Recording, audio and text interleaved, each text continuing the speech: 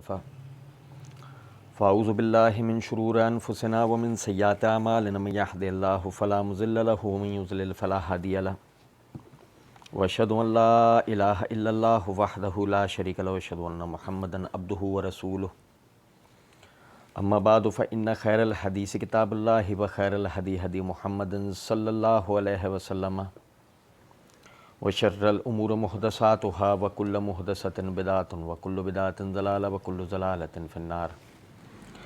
اعوذ باللہ السمیع العلیم من الشیطان الرجیم من حمدہ ونفخہ ونفثہ. بسم اللہ الرحمن الرحیم. اللہم صلی علی محمد وعلی آل محمد کما صلیت علی ابراہیم وعلی آل ابراہیم انک حمید مجید. اللہم بارک علی محمد وعلی آل محمد کما بارکت علی ابراہیم وعلی آل ابراہیم انک حمید مجید.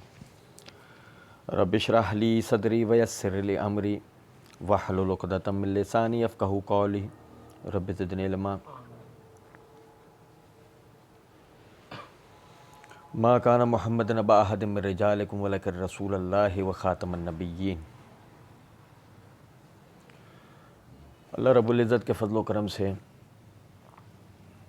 معرفت رسالت کے حوالے سے ہم اس عنوان کو پڑھ رہے تھے کہ رسولوں کی تعلیمات کیا ہیں اور ان کا آخرت تو اپنی جگہ ہے، لیکن اس دنیا میں بھی ہماری کامیابی اور ہماری ترقی کے لیے کیا اس کی اہمیت و افادیت ہے. اللہ رب العزت کے فضل و کرم سے سورہ بنی اسرائیل کی یہ چند آیات جو ہم پڑھ رہے ہیں، انہی کو دیکھ لینے سے یہ اندازہ ہو جاتا ہے کہ ایک آدمی وہ اپنی دنیاوی زندگی میں کامیاب بھی ہونا چاہتا ہو، لیکن وہ رسولوں کی تعلیمات کو چھوڑ کر کسی اور طریقے کے اوپر عمل کرے تو وقتی کامیابی تو شاید ممکن ہو، لیکن ہمیشہ کے لیے اس کا کامیاب رہنا، اس کی نسلوں کا قائم و دائم رہنا یہ ضروری نہیں. یہ وہ باتیں ہیں جن کا جو بظاہر تو انفرادی حیثیت سے شروع ہوتی ہیں، لیکن ان کا ایک اجتماعی مقام ہے. ہم پڑھ رہے تھے اللہ رب العزت نے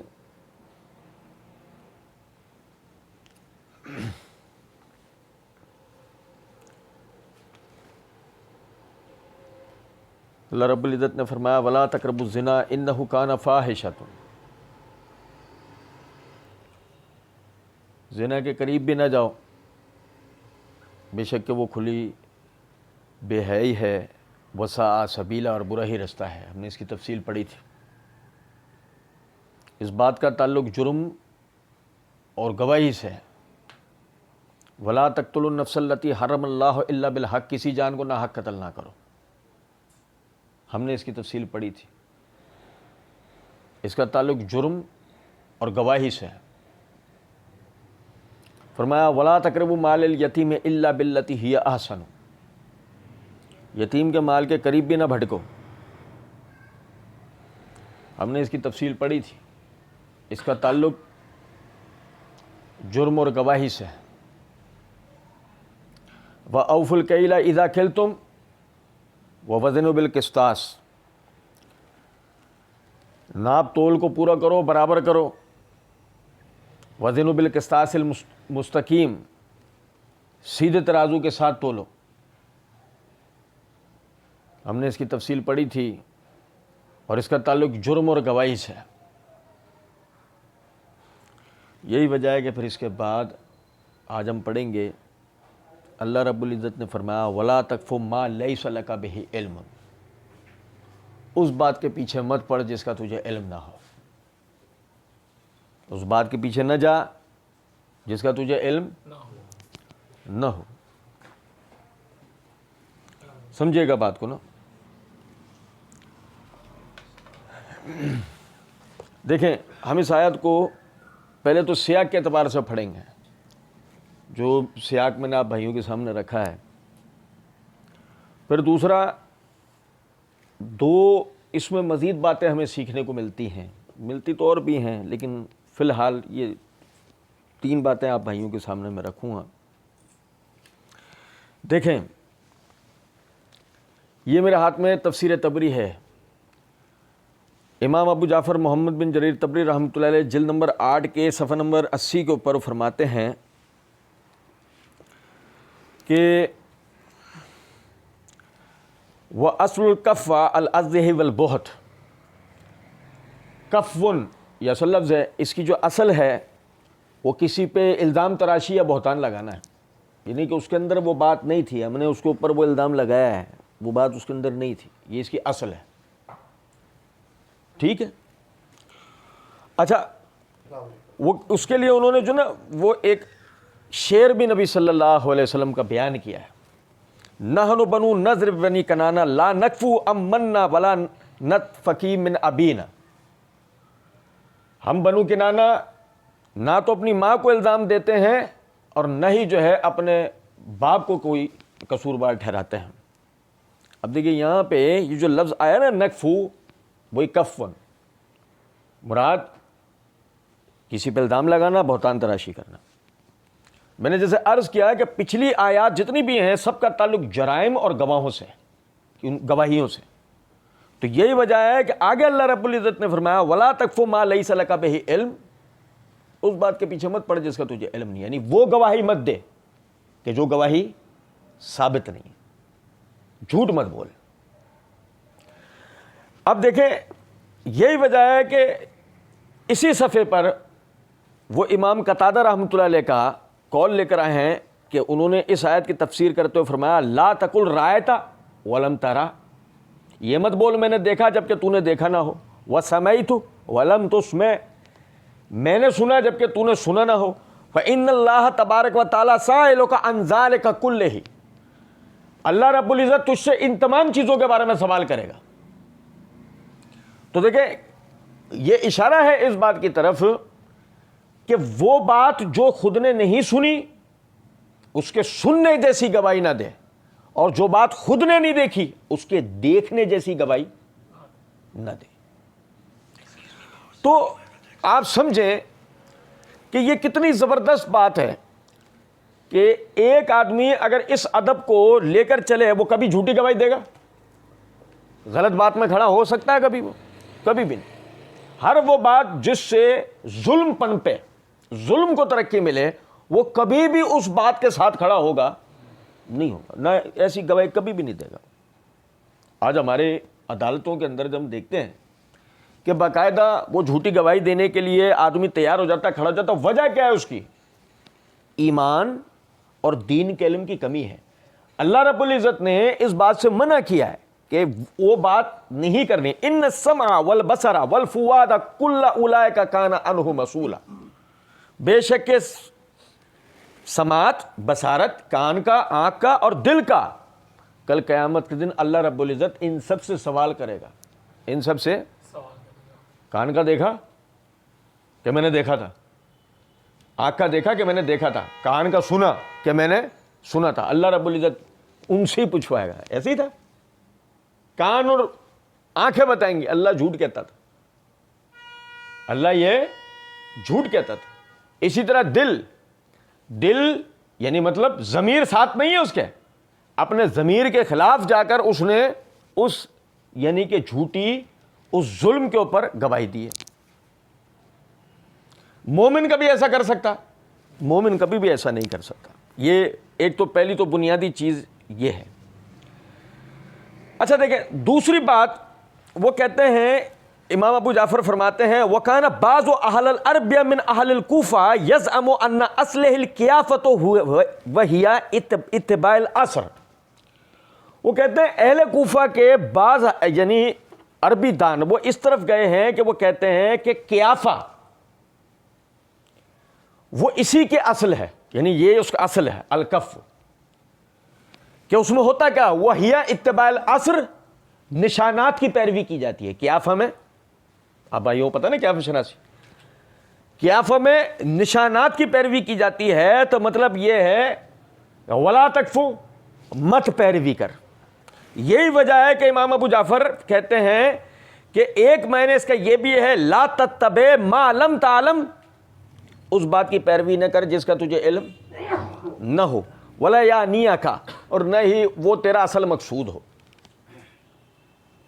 اس بات کی پیروی نہ کر جو کہ یعنی کہ جس کا تجھے علم نہیں ہے، جسے تو جانتا نہیں ہے، اور جو تیرا اصل میں مقصود نہیں ہے. اب پھر دوبارہ سے آپ دیکھیں کہ امام قتادہ رحمۃ اللہ علیہ کا جو قول ہے لا تقل رأیت ولم ترى وسمعت ولم تسمع فإن اللہ تبارک و تعالی سائلک عن ذلک کلہ، ذالک کلہ ہی، یہ جو لفظ ہے نا یہ اور واضح کر دیتا ہے کسی چیز کے لیے مت بول میں نے دیکھا جب کہ تو نے دیکھا نہ ہو، یہ مت بول میں نے سنا جب کہ تو نے نہ سنا ہو.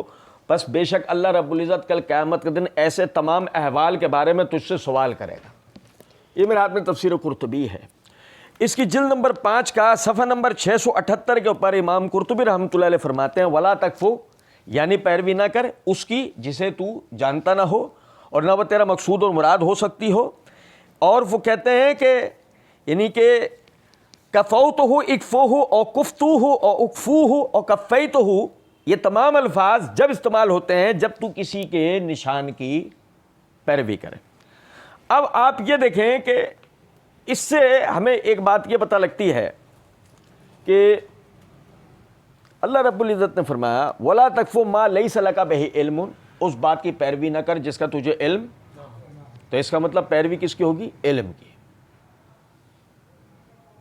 پیروی کس کی ہوگی؟ اچھا میں آپ کو ایک چیز بتاؤں ذرا سمجھے گا بات. میں نے سورہ اقراء کے اندر سورہ علق میں علم کے معنی بتایا تھا. اسلام کے علاوہ کسی بھی چیز کو علم نہیں کہا جا سکتا. آپ ایک لفظ علم لے رہے ہیں نا تو اس کے معنی مفہوم کو جہاں پر اس کا اطلاق ہوگا اسے بھی تو لیں گے. ایک لفظ علم لے رہے ہیں نا آپ تو اس کا اطلاق جہاں ہوگا اسے بھی تو لیں گے نا، یا اپنی مرضی کی جگہ پہ فٹ کر دیں گے. جیسے قتل کا معنی کوئی کسٹرڈ کر سکتا ہے کہ قتل کا معنی کیا ہے؟ کسٹرڈ. ایسا ہو سکتا ہے؟ تو علم کا وہی معنی ہوگا جہاں اس کا اطلاق ہو سکتا ہو. تو علم کا اطلاق صرف اور صرف اسلام پہ ہو سکتا ہو. میں نے اس کے ثبوت دیے تھے. اچھا دیکھیں اس بات کو سمجھیں وَلَا تَقْفُ مَا لَيْسَ لَكَ بِهِ علم، اس بات کی پیروی نہ کر جس کا تجھے علم نہ ہو. آپ دیکھیں اسلام کے علاوہ جتنے مذاہب ہیں دو رائے نہیں ہے اس کے اندر. اگر آدمی ایک طالب علم کی حیثیت سے بات کرے کہ وہ جو مذاہب ہیں وہ 70-80% سے زیادہ خیالی باتوں پہ ٹھہرے ہوئے ہیں. کن پہ ٹھہرے ہوئے ہیں؟ خیالی باتیں. یعنی کہ اگر آپ ان کے بارے میں سوال کریں، سند کا مطالبہ کریں، دلیل کا مطالبہ کریں تو وہ یہ کہیں گے کہ بھائی یہ باتیں تو سینہ بہ سینہ ہی ہیں. یہ باتیں تو سینہ بہ سینہ ہی ہیں، یہ تو ہمارے باپ دادا کرتے رہے. نہیں سمجھے بات کو؟ بھائی مثال کے طور پر ہندو ہیں یا ہندو جیسے مذہب، میں یہودیوں عیسائیوں کے بھی فی الحال بات نہیں کر رہا ہوں، وہ ہم کریں گے انشاءاللہ.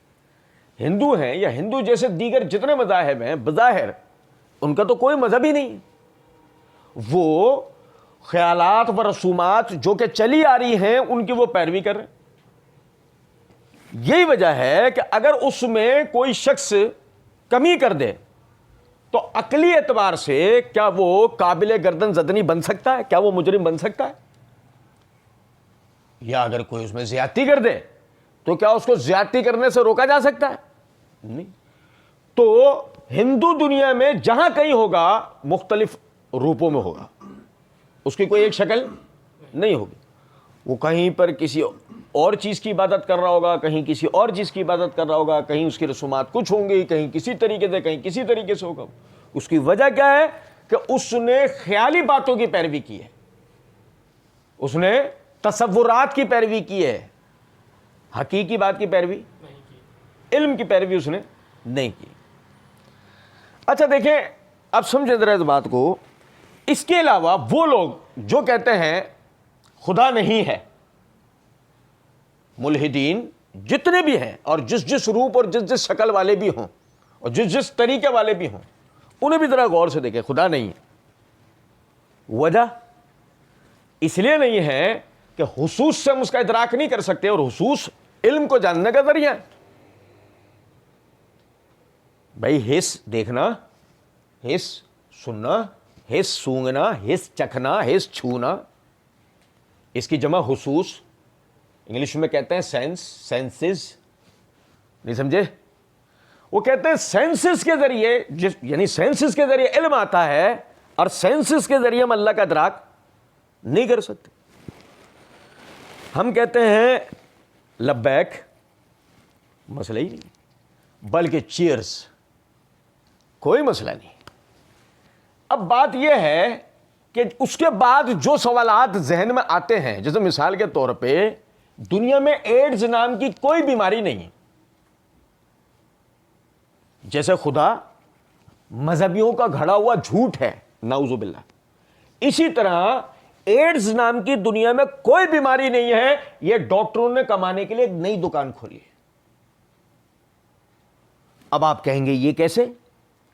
تو یہ ایسے کہ ہم نے آج تک حسوس کے ذریعے ایڈز کا وائرس پایا، ہم نے کیا، انہوں نے نہیں پایا جو کہتے ہیں ایڈز کا وائرس ہوتا ہے۔ حسوس کے ذریعے آج تک ایڈز کا وائرس پایا گیا، لیکن آپ اسے مانتے ہیں۔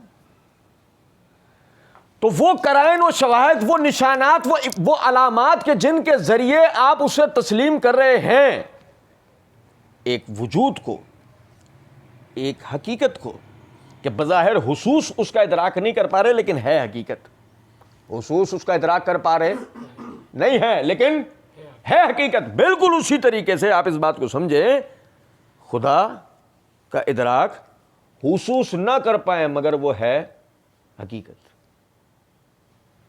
یہ تو طے شدہ بات ہے۔ میں عرض کیا کر رہا تھا، یہ اصل موضوع بھی نہیں ہے ہمارا، میں بتانا یہ چاہ رہا تھا کہ جب آپ ان باتوں کی پیروی کرتے ہیں جو ملحدین کہتے ہیں، تو ملحدین کے پاس کیا اس کے لیے علم ہوتا ہے؟ نہیں۔ جیسے مثال کے طور پہ ایسا ہو سکتا ہے، یہ علم ہے؟ ایسا ہوا ہوگا، یہ علم ہے؟ یہ سب اندازے ہیں، اندازے علم ہوتے ہیں کبھی؟ علم تو یہ ہوتا ہے ایسا ہے، ایسا نہیں ہے، یہ کیا ہے؟ یہ کیا ہے؟ یہ علم ہے۔ لیکن ایسا ہو سکتا ہے، ایسا ہوا ہوگا، یہ علم نہیں ہے۔ اب دنیا بننے سے لے کے اور کائنات کی جس حوالے سے بھی ہم کبھی بھی کوئی تھیوری پیش کرتے ہیں، یہ بھی انسان پہلے بندر تھا، کیسے؟ نہیں دیکھو نا، یہ یوں تو ایسا ہو سکتا ہے، اور یوں تو ایسا ہوا ہوگا۔ سمجھ رہے ہیں میری بات کا مطلب؟ یہ نہیں، تو یہ علم نہیں ہے۔ جس طریقے سے ایک ہندو نے بہت سارے سر والے راون کو ایک حقیقی مخلوق سمجھا، نہیں سمجھے؟ کہ ایک آدمی کا جسم ایک ہے اور اس کے ایک جیسے چہروں کے 1000 چہرے، تو اس کو حقیقت سمجھا۔ بالکل اسی طریقے سے جب ڈارون نے کہا کہ انسان بندر کی اولاد ہے اور ہم نے ادراک کے ذریعے اس کو نہیں پا کے ڈارون پہ آمنا و صدقنا کہہ دیا، تو ہم اس کے اوپر ایمان لے کر آئے۔ نظر اپنی اپنی، پسند اپنی اپنی۔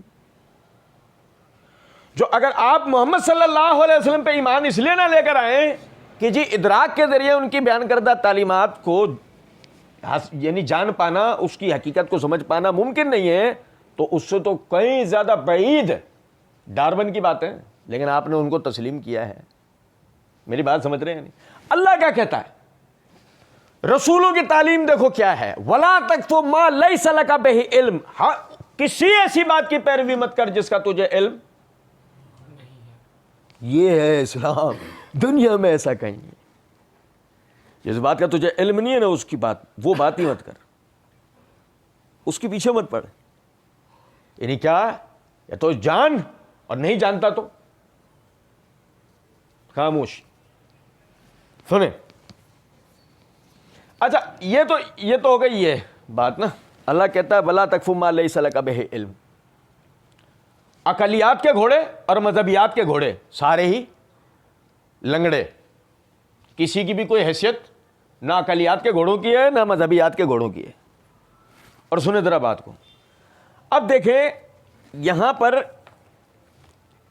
ایک جو ہم چیز سمجھنا چاہ رہے تھے، اللہ رب العزت نے جو یہ کہا ہے نا بلا تکفو ما لیس لک بہ علم، یہ میرے ہاتھ میں علامہ جرجانی کی التعریفات، یہ التعریفات کے صفحہ نمبر 68 کے اوپر وہ کہتے ہیں التقلید عبارت عن قبول قول الغیر بلا حجت ولا دلیل.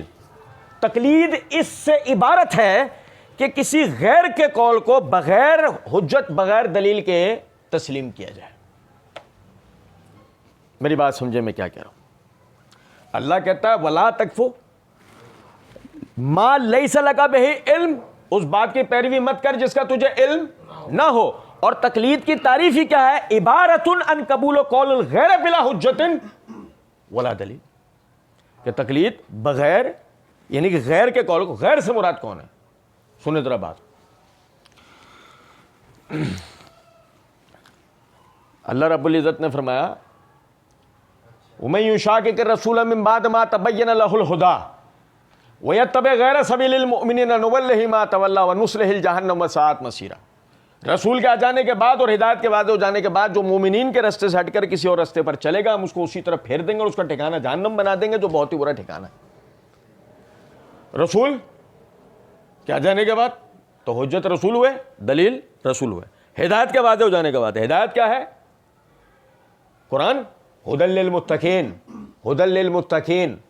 ٹھیک ہے، یعنی کہ قرآن، رسول حجت پہلے نمبر پہ، قرآن حجت دوسرے نمبر پہ. وسبیل المؤمنین، کون تھے سبیل المؤمنین؟ صحابہ کرام رضوان اللہ علیہم اجمعین.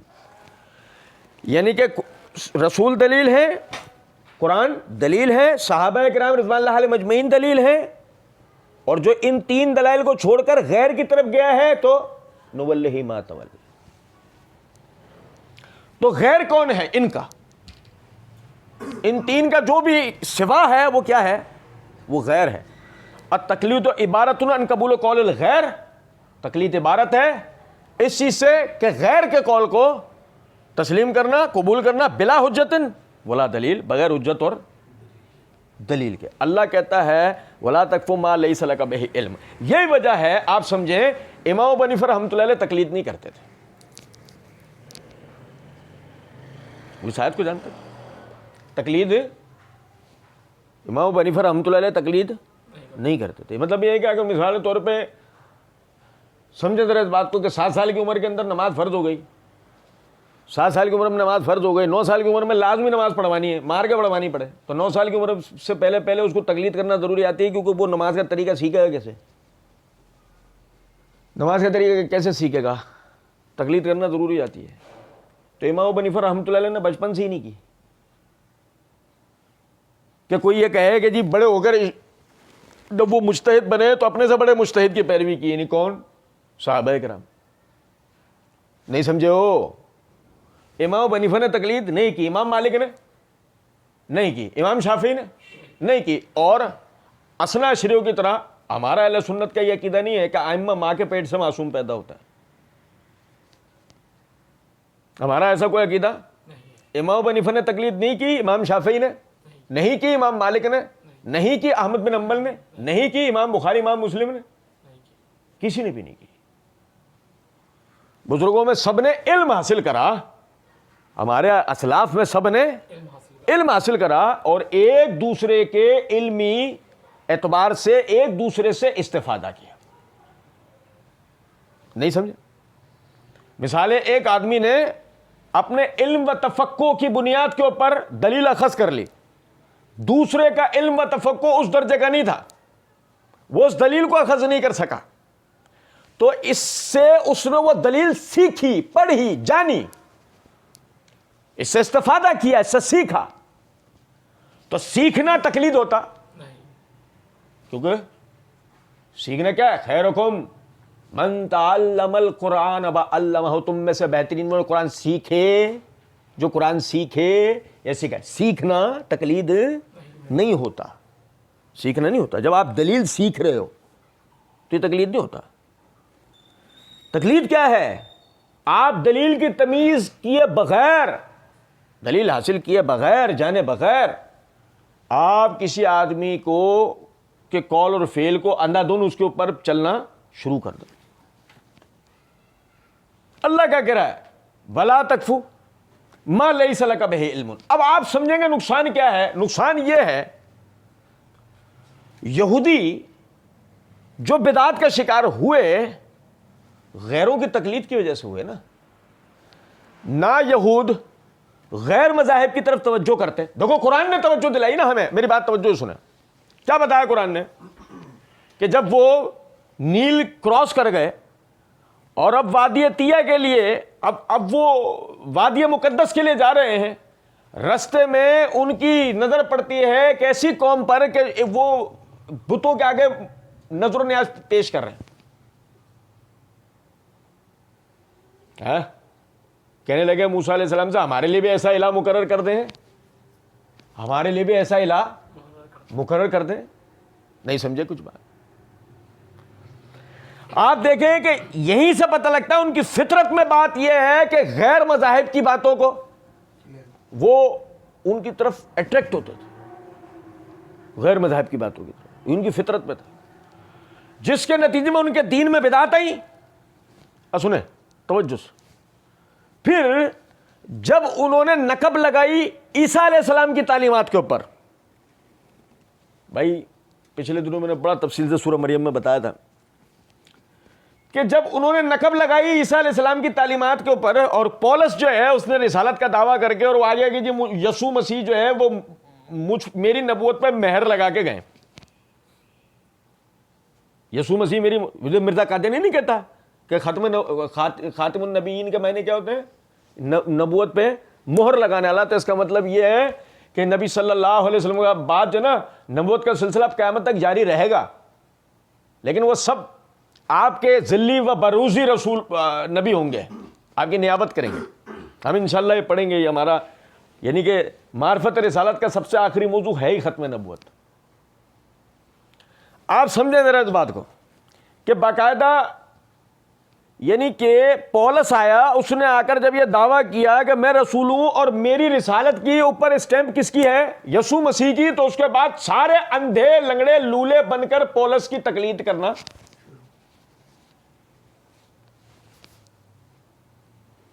نتیجتاً اسی تقلید کا بگاڑ تھا کہ سورہ توبہ میں اللہ رب العزت نے فرمایا اتخذوا احبارهم ورهبانهم اربابا من دون اللہ والمسیح عیسی ابن مریم. ان لوگوں نے اپنے روحانی پیشواؤں, عالموں کو اور یسوع مسیح کو اللہ کے سوا رب بنا لیا. سن ترمذی کے اندر حدیث ہے, عدی بن حاتم رضی اللہ تعالیٰ عنہ عیسائیوں کے بہت بڑے عالم تھے اسلام لانے سے پہلے. اب وہ آئے کہنے لگے اللہ کے رسول یہ والمسیح عیسی ابن مریم یہ تو اپنی جگہ ہے, لیکن اتخذوا احبارهم ورهبانهم اربابا من دون اللہ یہ کیا ہے کہ ان لوگوں نے اپنے روحانی پیشواؤں اور عالموں کو اللہ کے سوا رب بنا لیا. ہم نے تو کبھی اپنے عالموں کے سامنے نہ رکوع کیا نہ سجدہ کیا, تو یہ رب بنانے کا مطلب کیا ہے؟ تو نبی صلی اللہ علیہ وسلم نے فرمایا اے عدی, تمہارے علماء جو بھی فیصلہ دیا کرتے تھے اس کے لیے تم کتاب کھول کے دیکھتے تھے؟ کتاب مراد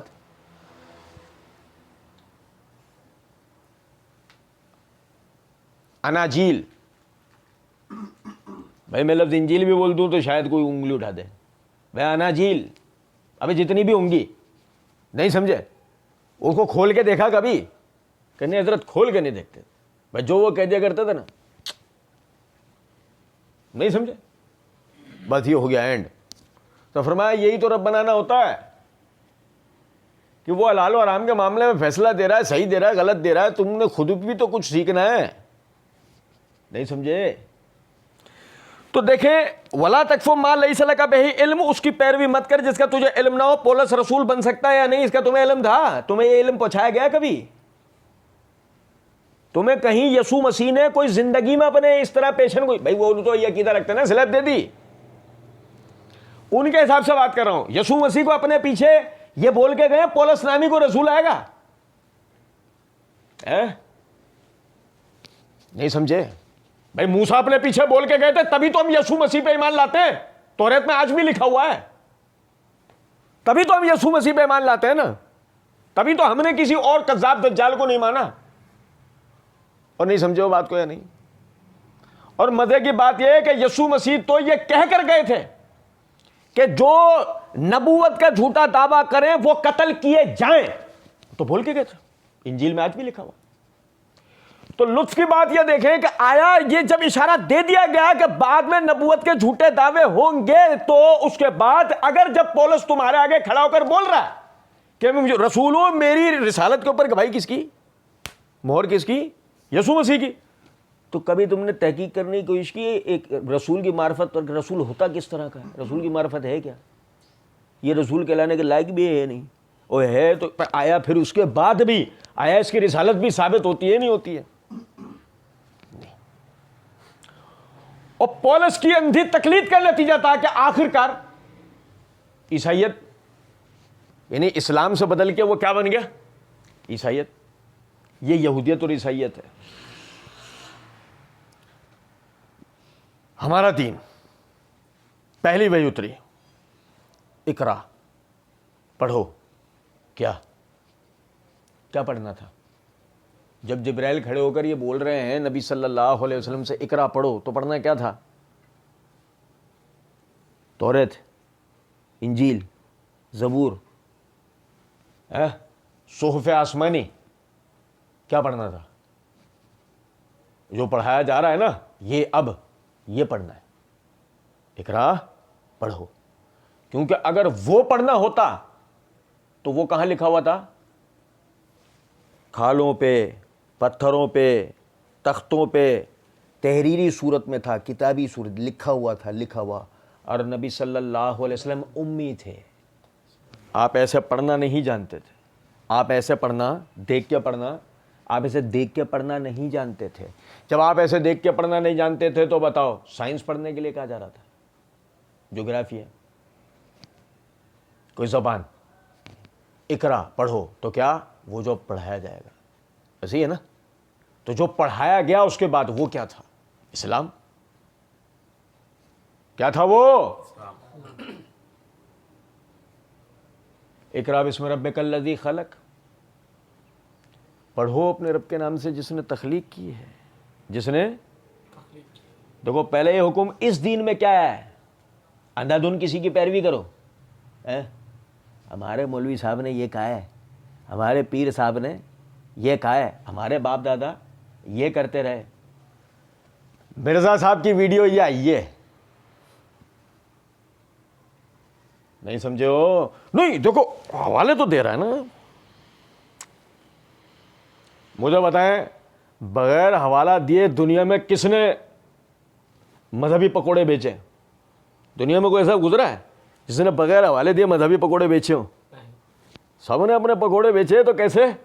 یہی حوالے دے دے کے تو بھیجا۔ اگر مثال کے طور پہ حوالوں کی پیروی کرنی ہوتی بغیر دلیل کی اور حوالہ جات کی تحقیق کی ہے، حوالوں کی پیروی کرنی ہوتی تو دیانند سرسوتی نے ستیارتھ پرکاش لکھی، اس کے اندر قرآن پر 114 اعتراضات کیے اس نے۔ کیا کریں؟ دیانند سرسوتی کی وہ بھائی، اس نے عربی اور تاریخی اور کئی طریقوں سے اس نے جو ہے اعتراضات کیے ہیں۔ اب کیا کریں؟ دیانند کی بھی پیروی شروع کر دیں، دلیل تو وہ بھی دے رہا ہے۔ پادری برکت اللہ نے بھی کتاب لکھ رکھی ہے، ٹھیک ہے، یسوع مسیح قرآن کے آئینے میں، اور وہ قرآن سے اس نے کیا کہ ہم تو بارہا مناظروں میں اس بات کے چیلنج دے چکے ہیں مسلمانوں کو کہ ہمارے ساتھ بیٹھے، ہم تمہارے قرآن سے ثابت کریں گے یسوع مسیح اللہ کے بیٹے تھے، چلو جان چھوٹی، لکھ کے بھی دے دیا اس نے۔ اب تو کچھ نہیں سمجھے بات کو؟ اور بھائی یہ تو ہے نا، ہر بندہ مثال کے طور پہ آپ بازار میں ہیں، ہاں جعلی نوٹ آتے نہیں آتے ہیں؟ جعلی نوٹ آتے ہیں نا بھائی، کیا ہوا بھائی؟ اس دو ہی صورتیں ہوتی ہیں، یا تو آدمی اندھا بہرا لنگڑا لولا بن کر بیٹھ جائے، جعلی نوٹ آیا کیا کریں؟ لو اور چلا دو، ایسا ہوتا ہے؟ نہیں، یا پھر بس بھائی کیا کریں، ہر آدمی اپنا اپنا نوٹ لے کر آ رہا ہے، دکان بند، گھر، کاروبار بند آج سے، کیوں؟ ہر آدمی اپنا اپنا نوٹ لا رہا ہے، کیا کمال ہے؟ نہیں، کیا کرتا ہے؟ نوٹ کی پہچان سیکھتا ہے، سند کی تحقیق، نوٹ سند ہے نا، اس بات کی ضمانت ہے کہ تو اتنی مقدار کی چیز جو اتنی رقم میں آ سکتی ہو لے سکتا، نوٹ اس بات کی ضمانت ہوتا ہے، لکھا ہوا بھی ہوتا ہے اس پہ، گورنر بینک کی ضمانت سے جاری شدہ، وہ ضمانت ہوتی ہے۔ تو آپ سمجھے آپ اس ضمانت کی تحقیق کرتے ہیں، وہ یوں ہاتھ پھیر رہا ہے، یوں کر رہا ہے، یوں دیکھ رہا ہے، یہ کر رہا ہے، کیوں کر رہا ہے یہ سب؟ یہ اس لیے کر رہا ہے کہ اس سے اپنے یہ پیٹ کا گڑھا بڑھے گا، اور جو زمین کا گڑھا ہے وہ کیسے بھرے گا؟ اندھادھند پیروی کر گئے، جو جدھر چلا ہے کولو کے بیل کی طرح چلتا ہوا اس کے پیچھے چلا جائے، ایسے؟ یا پڑھے گا، سیکھے گا، تحقیق کرے گا، سمجھے گا، جانے گا، کیا کرے گا؟ ایک حقیقی طالب علم کی شان یہ ہے کہ وہ سیکھتا رہتا ہے، سیکھتا رہتا ہے اور سیکھتا رہتا ہے، یہ حقیقی طالب علم کی شان ہے۔ کبھی اس نے اپنے آپ کو عقل کل اور حرف آخر سمجھا؟ نہیں۔ آپ سمجھے ولا تکفو ما لیس لک بہ علم، اس بات کی پیروی مت کر جس کا تجھے علم نہ ہو۔ آپ دیکھیں عمر رضی اللہ تعالیٰ عنہ، اور بھائی سنو ذرا بات کو، عمر رضی اللہ تعالیٰ عنہ وہ توریت کے ورقوں کو الٹ پلٹ رہے ہیں، وجہ کیا ہے؟ اس کا ایک تاریخی پس منظر ہے۔ بعض روایات کے مطابق آپ کو عبرانی زبان کے بارے میں پتا تھا، آپ عبرانی زبان کو جانتے تھے، تو ہم سمجھتے ہیں کہ جب آپ توریت کے ورقوں کو الٹ پلٹ کے دیکھ رہے تھے تو مطلب آپ کا یہ تھا کہ آپ یہ دیکھنا چاہ رہے تھے کہ آیا یہ جو توریت کا نسخہ ہے یہ اپنی اصل زبان میں باقی رہا ہے یا نہیں۔ جیسے قرآن یہ وہ کلام ہے جو کلام اللہ نے محمد صلی اللہ علیہ وسلم سے ارشاد فرمایا، یہ وہ کلام ہے جو اس زمانے کے عربوں کی بھی زبان پر موجود تھا، یہ لہجہ، یہ الفاظ، یہ ترکیبات، یہ محاورے ان کی زبانوں پر بھی موجود نہیں تھے، ان کے بھی باپ دادا پردادا اس کے پیچھے کے لوگ وہ عربہ میں وہ جملے بعض مستعمل تھے، یعنی کہ ہزاروں سال پہلے جو زبان کے اندر جو جملے بولے جاتے یا جس طرز سے بولے جاتے تھے وہ جملے ہزاروں سال بعد ایک شخص جو ہے بول رہا ہے، یہ بہت بڑا معجزہ ہے کہ یہ کیسے بول سکتا ہے، یہ سیکھا کہاں سے اس نے؟ سوال ہی نہیں پیدا ہوتا، لیکن وہ کہہ رہے ہیں۔ آپ سمجھیں اسی اعتبار سے، اسی کو مد نظر رکھ کر عمر رضی اللہ تعالیٰ عنہ وہ توریت کے وہ ورقے الٹ پلٹ کے دیکھ رہے تھے، نبی صلی اللہ علیہ وسلم کا چہرہ سرخ ہو گیا۔ سن دارمی کے اندر حدیث ہے مقدمہ میں، نبی صلی اللہ علیہ وسلم نے فرمایا عمر، ابو بکر صدیق رضی اللہ تعالیٰ عنہ نے فرمایا عمر تیرے ہاتھ مٹی میں مل جائیں تو نبی صلی اللہ علیہ وسلم کے چہرے کو نہیں دیکھ رہا ہے؟ عمر رضی اللہ تعالیٰ عنہ نے دیکھا، اس کو چھپا لیا، کہا اللہ کے رسول میں آپ کے غصے سے اللہ کی پناہ مانگتا ہوں، آپ کیوں ناراض؟ نبی صلی اللہ علیہ وسلم نے فرمایا عمر میرے آ جانے کے بعد تو توریت میں ہدایت ڈھونڈ رہا ہے،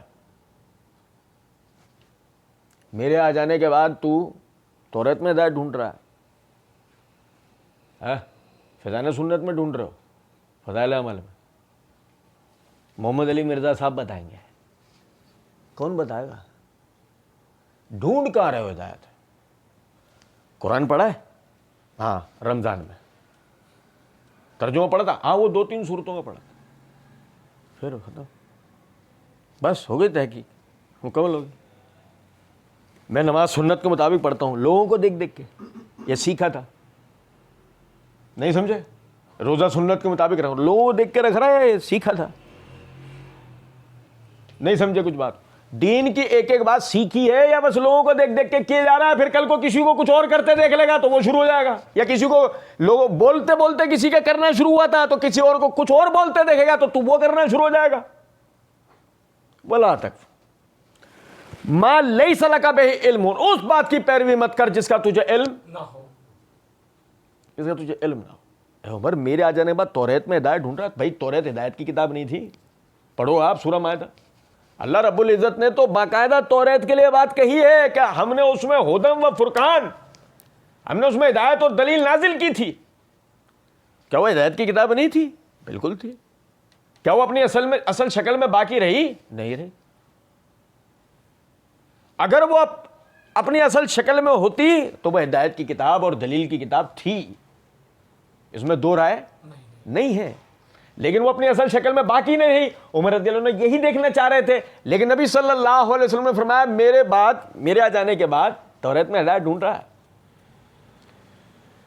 لو کان موسیٰ حیا ما وسعہ الا اتباعی، موسیٰ بھی اگر زندہ ہو کر آ جائیں تو انہیں میری پیروی کرنے کے سوا اور کوئی چارہ، موسیٰ نبی کی پیروی کریں گے لیکن امتی نبی کی پیروی نہیں کرے گا،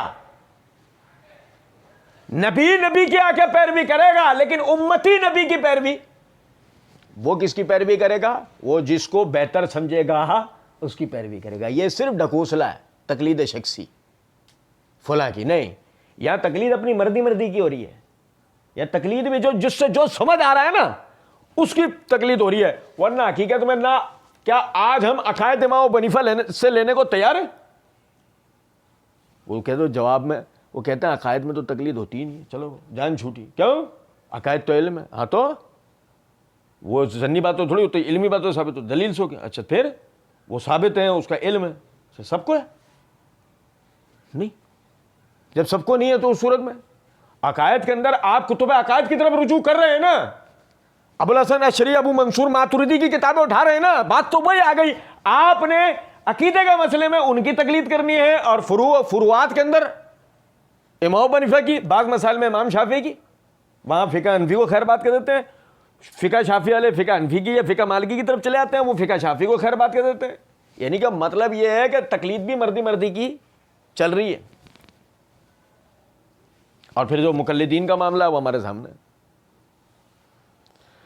اللہ کہتا ہے وَلَا تَقْفُ مَا لَيْسَ لَكَ بِهِ علم، وہ کہتے ہیں کہ علم اور معرفت کے اندر کیا آدمی برابر ہو سکتا ہے؟ اللہ کہہ رہا ہے قرآن میں وَلَا يُحِيطُونَ بِشَيْءٍ مِّنْ عِلْمِهِ إِلَّا بِمَا شَاءَ، ہمارے علم کا کوئی احاطہ نہیں کر سکتا مگر جس کے لیے ہم چاہیں۔ نہیں سمجھے؟ علم بھی اتنا ہی ملے گا جتنا اللہ سکھائے گا۔ دیکھو نا فرشتوں نے جب آدم علیہ السلام نے تمام اشیاء کے نام بتا دیے تو فرشتوں نے کیا کہا؟ سبحانک، اے اللہ آپ ہی کے لیے پاکی ہے۔ فیل ہو گئے نا فرشتے، جو دعویٰ انہوں نے کیا تھا اس میں فیل ہو گئے نا۔ سبحانک لا علم لنا، ہزاروں سالوں کی عمریں رکھنے والے کہہ رہے ہیں، ہزاروں لاکھوں سال اس وقت عمریں تھی ان کی، اور وہ کہہ رہے ہیں لا علم لنا الا ما علمتنا، اے اللہ ہمیں کوئی علم نہیں ہے سوائے اس کے کہ جو آپ نے سکھایا، جو علم آپ نے دیا۔ سبحانک لا علم لنا الا ما علمتنا انک انت العلام الغیوب، بے شک اللہ آپ ہی ہر قسم کے چھپے ظاہر، ہر قسم کے علم کے جاننے والے آپ۔ ولا یحیطون بشیء من علمہ الا، جس کے لیے جو استثناء حاصل ہو، ورنہ کوئی اللہ کے علم کا احاطہ کر سکتا۔ تو بھائی سمجھیں ذرا اس بات کو، نبی صلی اللہ علیہ وسلم سب سے بڑے عالم آپ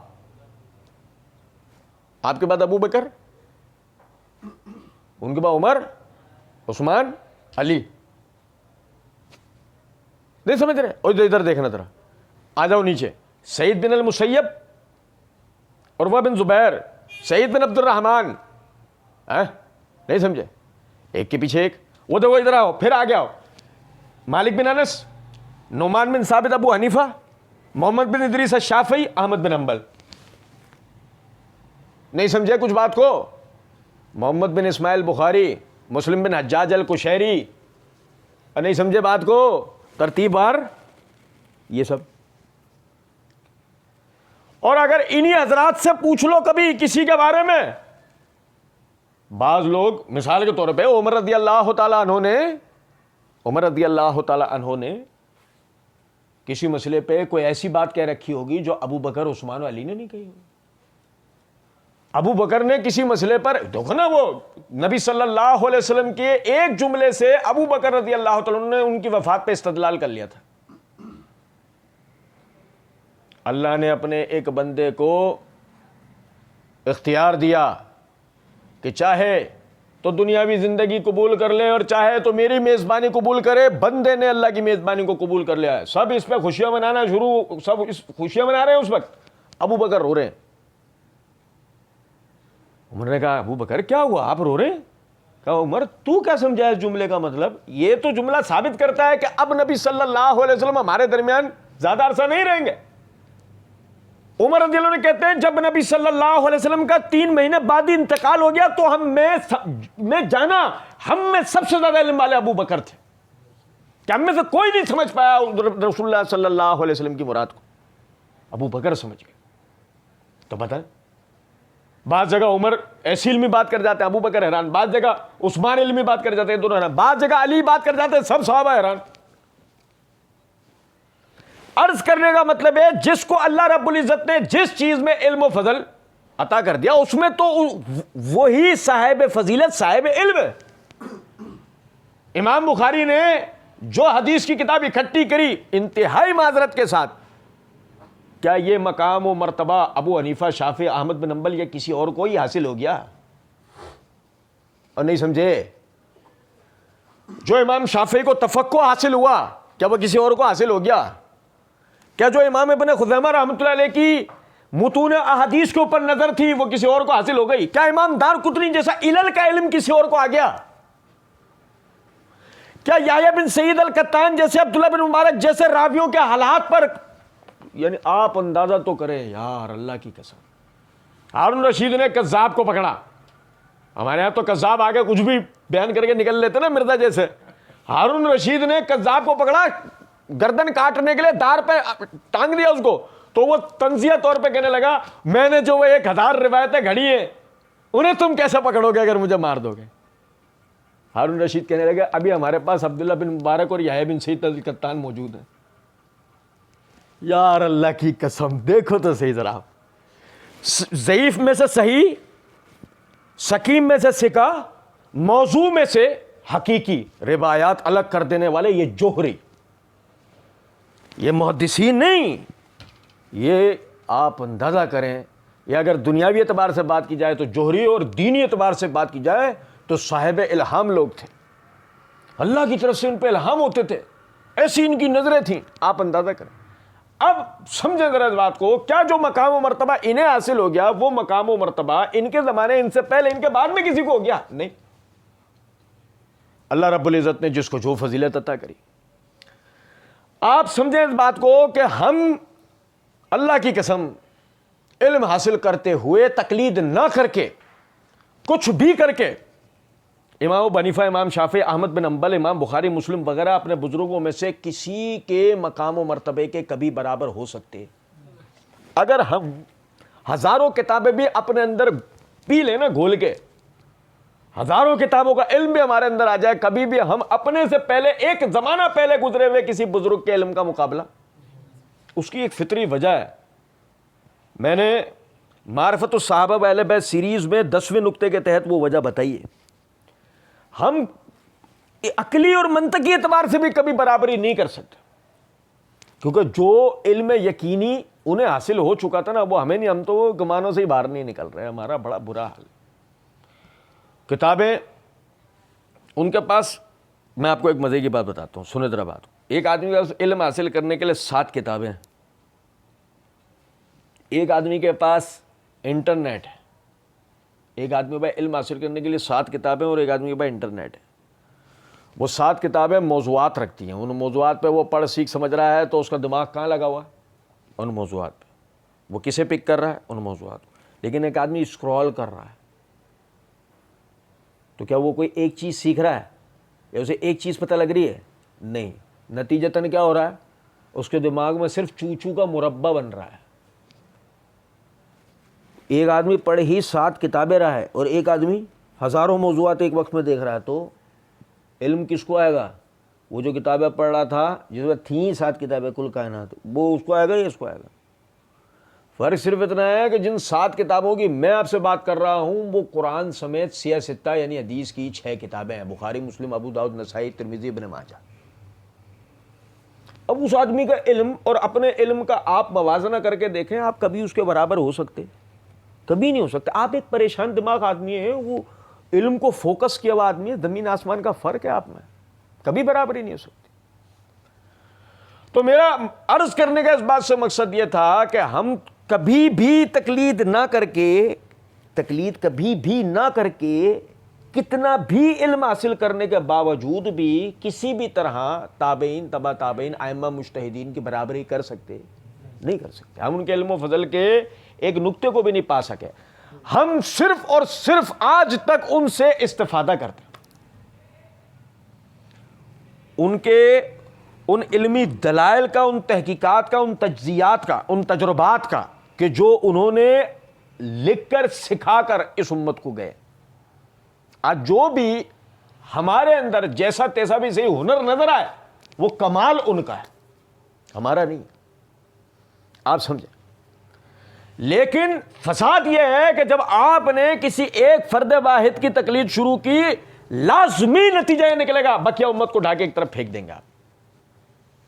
کس نے کیا کمال کر رکھا ہے, کس کی کیا خدماتیں ہیں, کس نے کیا کیا کیا نہیں کیا, آپ کبھی اس کی طرف دیکھنا بھی پسند نہیں کریں گے. تعصب, تنگ نظری, دیگر چیزیں وہ اپنی جگہ ہے, آپ دیکھنا ہی پسند نہیں کریں گے. کہ آپ کو تو یہ لگتا ہے نا کہ جس کے آپ مقلد ہیں, آپ کا وہ مقلد کمال پر ہے. وہ کہاں پر ہے؟ وہ کمال پر ہے بھائی. اسے عربی زبان میں مکمل مہارت حاصل ہے, قرآن کے احکامات کی تمام آیات کا اسے علم ہے, 1000 احادیث احکامات پر مبنی وہ اسے ازبر ہیں, اور ان کے تمام یعنی نکات کو وہ جانتا سیکھتا سمجھتا ہے. وہ ناسخ و منسوخ کا علم رکھتا ہے, وہ راجع و مرجوع کا علم رکھتا ہے, وہ صحیح و ضعیف کا علم رکھتا ہے. وہ دینی جتنے علم و فنون ہیں وہ ان سب کے بارے میں جانا ہوا ہے. اسے سے غلطی ہو سکتی ہے, غلطی, لیکن اس سے ہوئی نہیں ہے. غلطی ہو سکتی ہے لیکن مطلب وہ والا نہیں ہے عقیدہ جو ائمہ یعنی اسنا شریعہ کا ہے, ائمہ اسنا عشر کے لیے, کہ جی ان سے تو غلطی ہو ہی نہیں سکتی, وہ معصوم ہے, انہوں نے تو اپنی جان یہ کہہ کے چھڑا لی وہ معصوم ہے. لیکن آپ یہ دیکھیں وہ بات کے دیگر جتنے مقلدین ہیں کوئی ہی نہیں کہتا کہ ہمارے ائمہ جو ہے وہ غلطی سے پاک تھے, لیکن غلطی انہوں نے کوئی کی نہیں. یہ سمجھ رہے ہیں, آج تک کسی کو غلطی بتائی گئی نہیں, جبکہ ان حضرات سے اغلاط ہوئی ہوں گی, ان کے طالب علمی کے زمانے میں ہوئی ہوں گی, یا ویسے کبھی ان سے ہوئی ہوں گی. یہی وجہ ہے احمد بن حنبل رحمۃ اللہ علیہ فرمایا کرتے تھے, لا تقلدونی, میری تقلید نہیں کرنا, ولا مالک, مالک کی بھی تقلید, ولا شافعی, شافعی کی بھی نہیں کرنا. دین وہاں سے لینا جہاں سے ہم لوگوں نے لیا ہے. اور کچھ سمجھو بات کو یا نہیں؟ دین وہاں سے لینا ہے جہاں سے سب نے لیا ہے, صحابہ, تابعین, تبع. ہاں پھر یہ ہوتا ہے آپ دلیل تک نہیں پہنچ پائے, آپ دلیل تک پہنچ نہیں سکے, تو اس صورت میں آپ دلیل اخذ کریں گے انہی حضرات علماء کرام سے. نہیں سمجھے وہ بات؟ اور دیکھیں پھر جب ہم نے اگر مثال کے طور پر تقلید کو ترک کیا تو کس کی تقلید کو ترک کیا؟ تقلید کو ترک کیا یا کسی کی تقلید کو ترک کیا؟ کیا کیا؟ جیسے ہمارے بہت سارے بھائی یہ کہتے ہیں یہ تقلید شخصی قائل نہیں ہو, تقلید عام کے قائل ہو, تقلید مطلق کے قائل ہو. ایسا ہم کہتے ہیں چھوڑے تقلید شخصی, تقلید مطلق کو. یار یہ تقلید شخصی جو تھی نا, یہ آپ چھوڑیں, آپ نے ایک کی تقلید کرنی تھی وہ آپ نے نہیں کی. یہ ویسے ہی جب آپ تقلید کو چھوڑ کر آئے ہیں, ہم میں بہت سارے لوگ ہیں نا ہم تقلید نہیں کرتے, تقلید کو چھوڑ کر آئے ہیں, یہ کسی فرد واحد کی تقلید کو چھوڑ کر آئے, اس کے بعد کسی اور کی کر رہے ہیں, تقلید کو چھوڑ کے آئے. کیا کہیں گے؟ تقلید کو چھوڑ کے آئے. ایسا نہیں کہ امام ابو حنیفہ کی تقلید کو چھوڑا تھا تو امام شافعی کی شروع کر دی, امام شافعی کی تقلید کو چھوڑا تھا تو امام مالک کی شروع کر دی, امام بخاری کی شروع کر دی, مفتی تقی عثمانی صاحب کی شروع کر دی. نہیں سمجھے؟ مفتی منیب الرحمان صاحب کی شروع کر دی. اور نہیں سمجھے؟ یہ مفتی حافظ ایوب صاحب کی شروع کر دی. کچھ سمجھے ہیں بات کو یا نہیں؟ بھئی اگر تقلید ابو حنیفہ ان کی چھوڑ کر آئے تھے تو ان کی کرنا جائز ہے کیا؟ ناصر الدین البانی نے صحیح کہا ہے, شیخ زبیر نے ضعیف کہا ہے. اب تو بھائی اگر امام بخاری کی تصحیح حدیث قابل قبول نہیں تھی تو ناصر الدین البانی کی آنکھ بند کر کے کیسے قبول کر لی؟ نہیں سمجھے؟ اگر ابو حنیفہ یا شافعی کی تصحیح حدیث یا تضعیف حدیث قبول نہیں تھی تو زبیر علی دہی کی کیسے قبول کر لی؟ ہاں یہ حضرات کو تو ہم محدثین میں سے تھے بطور تائید نقل کرتے ہیں کہ ہم جیسا للو پنجو بقول مرزا جی کے، ہم جیسا للو پنجو جب کسی بھی چیز کے اوپر حکم لگاتا ہے تو وہ حکم لگانے کے اندر پلہ مچھلی نہیں ہوتا. یہ حضرات بھی ہمارے ساتھ کھڑے ہوتے ہیں. یہ تو ہم تو بحیثیت ایک طالب علم حضرات کے احکامات بیان کر ہوتے ہیں، حدیث پہ تحکیم بیان کر ہوتے ہیں. لیکن کیا کریں اس ظلم کا کہ ایک آدمی سیکھے سمجھے پڑھے کچھ بھی نہیں اور وہ ان حضرات کی تحکیمات ذکر کرے اور اوپر سے کہے تقلید حرام ہے. اور اس سے بدترین تقلید اور کون سی ہوگی؟ اور تقلید کی سب سے بھیانک شکل بتاؤں آپ کو. ہم ایک زمانے میں سمجھتے تھے کہ غلام احمد پرویز کے مقلدین بڑے ذلیل بڑے کمین ہیں.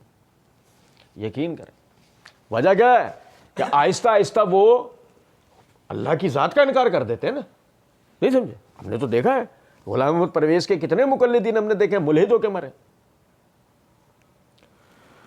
لیکن ایک اور مخلوق ملی بھائی، یقین کریں اس سے ذلیل مخلوق اب تک دیکھنے کو نصیب نہیں ہوئی ہے. کیونکہ اب تک کے مقلدین میں ایک جو نا عیب نہیں تھا، اور وہ کیا؟ کوئی بھی اپنے اسلاف پہ نہیں بھونکتا تھا، کوئی بھی اپنے اسلاف کے بارے میں زبان درازی. اتنی بڑی بدبختی و بدنصیبی کسی مقلد کے نصیب میں آئی تھی نہیں سوائے مرزا جہلمی کے مقلدین کے. بڑے بد نصیب ہیں. آپ اندازہ کریں ایک تو ویسے ہی اتنے سے ہیں، کتنے سے ہیں، اور گنتی کا ایک امام ہے، اور واحد دنیا کا امام ہے جس کی عربی میں پے آتا ہے، جس کی عربی میں عربی بھی انوکھی ہے، جہلم میں برف خانے میں بنی ہے، عربی میں ان کی پے ہے. اور ان کے والے امام مسلم وہ رہتے ہیں عشیریہ میں، اور یہ عشیریہ اس زمین کے خطے پہ 1400 سالوں میں آج تک نہیں پایا گیا. آج تک بھی یہ عشیریہ کہیں پایا گیا؟ وہ تحقیق کرنے پہ پتہ لگا مرزا جی عشیریہ کو عشیریہ بول گئے ہیں.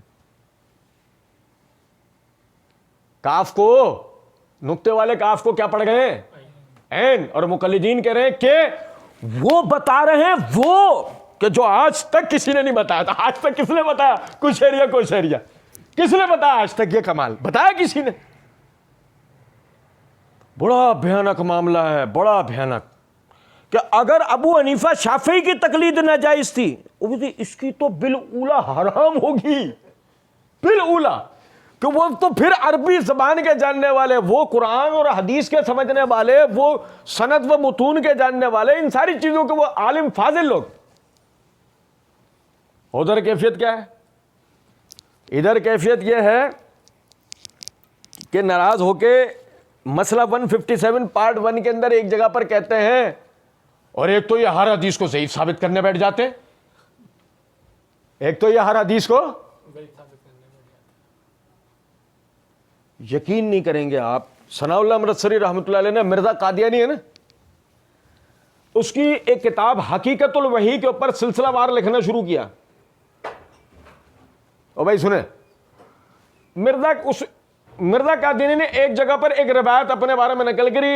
ثناء اللہ امرتسری رحمۃ اللہ نے اس روایت کا ضعیف ہونا بیان کرا. مرزا نے اس کے اوپر جو جواب الجواب یہ لکھا، ہم نے جو روایت بیان کری اس کو فلاں مفسر میں نام نہیں لے رہا، فلاں مفسر نے اپنی فلاں کتاب میں اور فلاں محدث نے اپنی فلاں کتاب میں اس کو صحیح حسن کے رکھا ہے.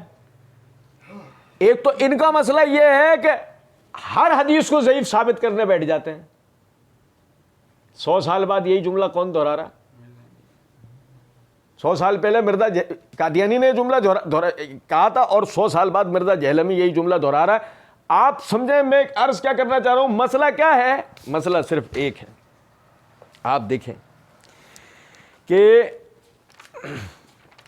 یہ میرے ہاتھ میں صحیح مسلم ہے، یہ صحیح مسلم کا مقدمہ ہے. امام مسلم رحمۃ اللہ علیہ نے اس میں حدیث نمبر 24 کے تحت بیان کیا ہے کہ محمد بن سیرین قال ان ھذا العلم دین فانظروا امن تاخذون دینکم. میں یہ آج جو درس ہمارا لیٹ ہوا ہے اس کی وجہ بھی یہی ہے کہ میں اسی کال کے، یعنی کہ مترادف بالکل۔ امام عبداللہ بن مبارک رحمۃ اللہ علیہ کا ایک کال ڈھونڈ رہا تھا، وہ مجھے مل نہیں پایا، وہ انشاءاللہ پھر آگے اللہ نے توفیق دیا آپ بھائیوں کے سامنے میں حوالہ پورا رکھوں گا، آج زبانی آپ کو بتاؤں گا۔ امام محمد بن سیرین رحمۃ اللہ علیہ کہتا ہے ان ھذا العلم ولا تکف ما لیس لک بہ علم، ان ھذا العلم، بے شک یہ جو علم ہے، دینن، یہ تمہارا دین ہے، فانظروا، پس غور کیا کرو، امن تاخذون دینکم، کہ تم اپنا دین لے کس سے رہے ہو، تم اپنا دین، اور بھائی میرے پیارے، ران کو عربی میں پٹ کہتے ہیں، کس سے لے رہے ہو اپنا دین؟ جس کی عربی میں پہ آتا ہے۔ کچھ سمجھے نہیں بات کو؟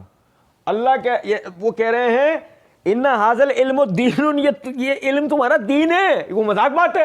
فانظروا کہ امن تاخذون دینکم، اور عبداللہ بن مبارک رحمۃ اللہ علیہ کہتے ہیں الاسناد من الدین، یہ سند کی تحقیق تمہارا دین ہے، اگر یہ نہ ہوتی نا تو تمہارے اس دین میں جس کا جو دل کرتا کہہ دیتا۔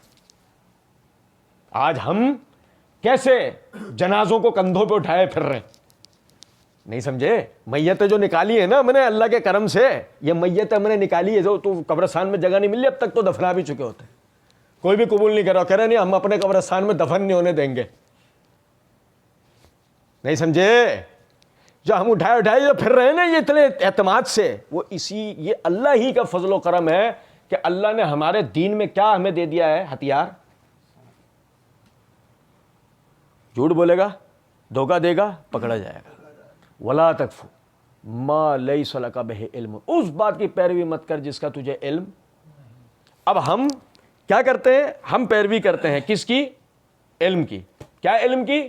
کہ آدمی نے کچھ پڑھ کے بیان کیا، اور ہم نے اس کی کرنی ہوتی ہے تحقیق۔ جو پہلے سے جانتے ہو بتا دیں، جو نہ جانتے ہو تو تحقیق کرتے ہیں، اندھادھن قبول کرتے ہیں۔ ملینز آف فالوورز ہیں، اور رومن پاپ کے کتنے ہیں؟ Trillions of followers. پھر کل سے سلیب ڈال کے پھرنا شروع ہو جائے گلے میں، نہیں سمجھے کچھ بات کو؟ اور بھائی دنیا میں کتنے لوگوں کے کتنے پیروکاروں سے کوئی مسئلہ ہے؟ ملینز آف فالوورز، چھوڑیں یار۔ میں آپ کو ایک آخری بات بتاتا ہوں، سنیں ذرا بات کو۔ صحیح مسلم کا مقدمے کے اندر روایت ہے، یہ دیکھو اسلام 360 میں لکھا ہوا ہے، صحیح مسلم کے مقدمے میں حدیث نمبر 5، نبی صلی اللہ علیہ وسلم نے فرمایا آدمی کے جھوٹا ہونے کے لیے کافی ہے کہ ہر سنی ہوئی بات آگے بیان کر دے۔ ترجمہ پتہ ہے کیا چیز ہے؟ سنی ہوئی بات۔ ترجمہ کبھی بھی حقیقی دین ہوتا نہیں ہے، وہ کیا ہے؟ گویا کہ آپ ایک سنی ہوئی بات بیان کر رہے ہو، ترجمہ کبھی بھی حقیقی دین نہیں ہوتا۔ اب سمجھیں ذرا اس بات کو، مثال کے طور پہ آپ میں سے کچھ بھائی یہاں سمجھدار بیٹھے ہیں، کیا جب ہم ان اللہ و ملائکتہ یصلون علی النبی پڑھ رہے ہوتے ہیں تو وہاں ہم صلاۃ کا معنی کر رہے ہوتے ہیں؟ کرتے ہیں؟ بتائیے، آپ حضرات طالب علم بیٹھے نا، ان اللہ و ملائکتہ یصلون علی النبی میں صلاۃ کے لفظی معنوں پہ کبھی ہم بات کرتے ہیں، یا وہی اصطلاحی معنی جو شریعت نے طے کیے کہ بے شک اللہ اور اس کے فرشتے محمد صلی اللہ علیہ وسلم پر درود بھیجتے ہیں؟ صلاۃ کے معنی درود کر رہے ہوتے ہیں یا نہیں؟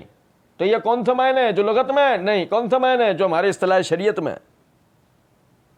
تو ترجمہ کبھی دین ہوتا؟ آپ کوئی صلاۃ کا یا ترجمہ کر کے کہہ نہیں تو دیکھو یہی لکھا ہوا ہے نا، کب اسے لکھے ہوئے سے مسئلہ حل ہوگا؟ نہیں، اصل میں شریعت نے اس سے مراد کیا لی ہے، اس سے مسئلے کا حل ہوگا، نہیں سمجھے؟ ورنہ مترادفات دیکھنے بیٹھیں گے تو لغت میں فاتحہ کے معنی حیض والی عورت بھی مل جاتے ہیں۔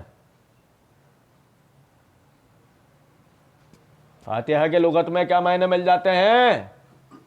نہیں سمجھے ہو تو نعوذ باللہ من ذالک سورہ فاتحہ کے معنی کیا کر دو گے؟ کیا کرنے جا رہا ہوں؟ ترجمہ پڑھنے جا رہا ہوں، ترجمہ پڑھوں گا اور چوچو ترجمہ پڑھ کے نکال کے حیض والی عورت لے آئے گا، ایسے ہی ہے؟ تو اس لیے ترجمہ حقیقی دین نہیں ہے، ہاں دین کی طرف اشارہ ہے. دین کیا ہے؟ وہ اس کی اپنی حقیقی زبان میں. وہ جو حقیقی زبان جاننے والے اس کو صحیح طریقے سے سمجھا سکتے ہیں. تو اگر آپ نے تقلید کو چھوڑ دیا تو ہم آپ کے آگے اتنے ہاتھ جوڑتے ہیں. لیکن اگر آپ نے اس کے بعد سمجھے استفادے کو بھی ترک کر دیا تو پھر ہم آپ کے آگے اتنے ہاتھ جوڑیں گے. اور نہیں سمجھے؟ اور بھائی تقلید کو چھوڑنا ہے, استفادے کو تھوڑی چھوڑنا ہے. یہ آپ کو کس نے سمجھا دیا ہے کہ آپ نے علماء سے سیکھنا سمجھنا بھی بند کر دینا ہے؟ یہ آپ کو کس نے سمجھا دیا ہے؟ تقلید کے کہیں یہ بھی گھومنے پھرنے سے کوئی معنی پتہ لگتا ہے کہ نہیں؟ تقلید میں کسی عالم سے آپ کوئی علم کی بات پوچھ بھی نہیں سکتے. اور آپ دیکھیں امام بخاری رحمۃ اللہ علیہ نے صحیح بخاری کتاب العلم کے اندر باب قائم کیا ہے, علم کی بات پوچھنے کا بیان. باب کیا قائم کیا ہے؟ باب کیا قائم کیا ہے؟ علم کی بات. اور اللہ کی قسم آپ حیران رہ جائیں گے روایت کیا لے کر آئے, اینڈ کر دی امام بخاری صاحب کرام. یقین کریں ہمارے تو پیر صاحب ہیں. آپ دیکھیں روایت یہ لے کر آئے ہیں کہ عبداللہ بن عمر رضی اللہ تعالیٰ عنہ وہ موجود ہیں, عمر موجود, اہل علم, علم کا پہاڑ عمر. صحیح بخاری کتاب الرؤیا میں روایت ہے. اب سنبھالے سے بھی علم سنبھلتا. عمر وہ ہیں اور عبداللہ بن عمر جن کے وہ مخاطب کر کے نبی صلی اللہ علیہ وسلم نے فرمایا یہ ھذا رجل صالح, یہ نیک مرد ہے. 12 سال کے بچے کو کیا کریں؟ لغتاً بھی نہیں کہہ سکتے ھذا رجل صالح, یہ نیک مرد ہے, کیونکہ اس 12 سال کا بچے میں تقوی اور علم والی بردباری کی وجہ سے وہ ایک پکا آدمی لگتا ہے. 12 سال کا بچہ ہے. عبداللہ بن عمر بھی ہیں, عمر بھی موجود ہیں. حدیث میں کیا الفاظ ہیں؟ نبی صلی اللہ علیہ وسلم نے کہا بتاؤ جنگل میں وہ کون سا درخت ہے جس کی مثال مومن کی ہے؟ سوال کون کر رہا ہے؟ ارے یار امام بخاری کی کرامت تو دیکھو آپ ذرا. سوال پوچھنا اگر تقلید ہوتا تو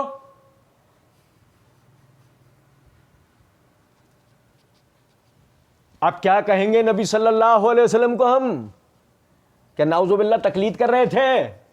سوال پوچھنا تقلید نہیں ہوتا. علم جاننا, کسی چیز کی دلیل کا پوچھنا, یہ کبھی بھی تقلید ہوتا نہیں ہے.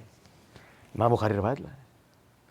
بتاؤ جنگل کے اندر وہ کون سا درخت ہے جس کی مثال مومن کی ہے؟ عبداللہ بن عمر رضی اللہ تعالیٰ عنہ کہتے ہیں میرے ذہن میں اسی وقت آیا کھجور کا درخت, مگر میں خاموش رہا, اس لیے کہ میرے والد جیسے معمر اور اہل علم حضرات وہاں موجود تھے اور سب خاموش تھے. صحابہ کیوں خاموش تھے؟ کیونکہ صحابہ علم کو نبی صلی اللہ علیہ وسلم کی طرف تفویض کرنا بہتر سمجھتے تھے آپ کے ادب کی وجہ سے. آپ کے ادب کی وجہ سے جواب دینے میں عام طور پہ جاننے کے بعد میں نا آپ کے علمی روب کے ایسے خاموش رہتے, لیکن اس وقت تو وہ سوال تھا. واقعی میں ایک دم جواب کسی کو نہیں آیا. عبداللہ بن عمر کہتے ہیں میرے ذہن میں آیا وہ کھجور کا درخت ہے, لیکن میں خاموش رہا. نبی صلی اللہ علیہ وسلم نے کچھ دیر سب کو دیکھا, پھر اس کے بعد آپ نے فرمایا وہ کھجور کا درخت ہے, کیونکہ آندھیاں آ جائیں, طوفان آ جائے, کچھ بھی ہو جائے, وہ اپنی جڑ سے ہٹتا. جیسے مومن حالات کیسے بھی آ جائیں وہ اپنے دین کی استقامت سے ہٹتا. جنگل میں مومن کی مثال کھجور کا درخت. سمجھ گئے؟ مجلس سے باہر نکلے عبداللہ بن عمر رضی اللہ تعالیٰ نے یہ بات عمر رضی اللہ عنہ کی, تو عمر رضی اللہ تعالیٰ نے فرمایا میرے بیٹے اگر تو اس وقت جواب دے دیتا تیرے باپ کا سر بلند ہو جاتا, تیرے باپ کا سر. امام بخاری نے اس سے ایک دوسرا نقطہ بھی ثابت کیا ہے آگے. میں صرف بتانا یہ چاہ رہا ہوں آپ کو, آپ دیکھیں وہ سوال کرنا یہ بھی تو صحیح بخاری میں ہی ہے نا. بخاری مسلم کا رونا جب رویا جاتا ہے تو آدمی بخاری مسلم کو سیکھے تو صحیح. نہیں سمجھے کچھ بات؟ اس لیے تقلید ضرور ترک کریں, مگر علماء سے استفادہ چھوڑیں, علماء سے سیکھنا سمجھنا چھوڑیں, خود بھی پڑھیں, خود بھی سیکھیں, علماء سے بھی استفادہ کریں. یہ ہمارے دین کی بنیادی تعلیم ہے. ہمارا دین خیالاتی باتوں سے باہر نکال کر لایا علم کی طرف, ہمارا دین دیومالائی داستانوں سے باہر نکل کر لایا علم کی طرف. لیکن وہی ہم دوبارہ حرکت شروع کر دیں کہ اگر وہاں کی دیومالائی داستانیں ترک کر کے آ جائیں اور یہاں سے دوبارہ سے دیومالائی داستانوں کی پیروی شروع کر دیں تو پھر ہم میں اور ان کے اندر تو کوئی فرق باقی بچے گا؟ باقی انشاءاللہ آئندہ پڑھیں گے. وما علینا الا البلاغ.